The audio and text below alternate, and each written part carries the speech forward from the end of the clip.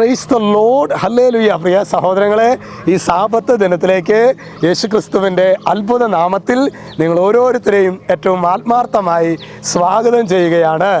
ഇന്ന് നമ്മൾ ധ്യാനിക്കുന്നത് തെസ്സലോനിയർക്ക് എഴുതിയ 1-ാം ലേഖനം 4-ാം അധ്യായം 7-ാം തിരുവചനം. അവിടെ വചനം പറയുകയാണ്, അശുദ്ധിയിലേക്കല്ല വിശുദ്ധിയിലേക്കാണ് ദൈവം നമ്മെ വിളിച്ചിരിക്കുന്നത്. പ്രിയ സഹോദരങ്ങളെ, ഓരോ ക്രിസ്തു ശിഷ്യൻ്റെയും വിളി എന്ന് പറയുന്നത് വിശുദ്ധിയിലേക്കുള്ള വിളിയാണ്. ചിലപ്പോഴെങ്കിലും പ്രിയ സഹോദരങ്ങളെ, നമ്മുടെ ജീവിതത്തിലെ ഇന്ന് പിശാച് ശരിക്കൊരു വ്യക്തിയെ ബന്ധിക്കാനായിട്ട് ആഗ്രഹിക്കുമ്പോൾ ആദ്യം തന്നെ അവൻ്റെ ജീവിതത്തിലേക്ക് പാപത്തെ ഇഞ്ചക്ട് ചെയ്ത് ശരീരത്തിൻ്റെ അശുദ്ധി. അതുകൊണ്ടാണ് യൂദിത്തിൻ്റെ പുസ്തകം 5:17 വചനം പറയുന്നത്, പാപം ചെയ്യാത്തിടത്തോളം കാലം അവർക്ക് അഭിവൃദ്ധി ഉണ്ടായി.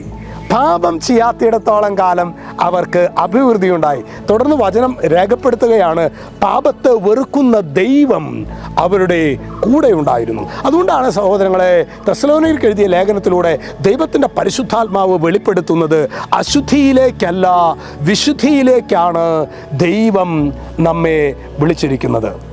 ഇന്ന് ഈ ആശീർവാദം സ്വീകരിക്കുമ്പോൾ ഏതൊക്കെ അശുദ്ധിയുടെ മേഖല, നുണ പറയുക, അല്ലെങ്കിൽ കുറ്റം പറയുന്ന പ്രവണത, അസൂയ, മറ്റു മ്ലേച്ഛത, ഏതൊക്കെ മേഖലയിലാണ്, അല്ലെങ്കിൽ ആത്മീയ ശുശ്രൂഷകൾ ഒരു താല്പര്യമില്ലായ്മ, ഏതൊക്കെ അശുദ്ധിയുടെ മേഖലയിലേക്കാണോ നമ്മുടെ ജീവിതത്തെ പിശാച് ബന്ധിച്ചിട്ടിരിക്കുന്നത്, ആ മേഖലയിൽ നിന്നൊരു വിടുതൽ, വിശുദ്ധിക്കായിട്ടുള്ള ദാഹം ഞങ്ങളിലേക്ക് വർഷിക്കണമേ എന്ന് നമുക്ക് പ്രാർത്ഥിക്കാം.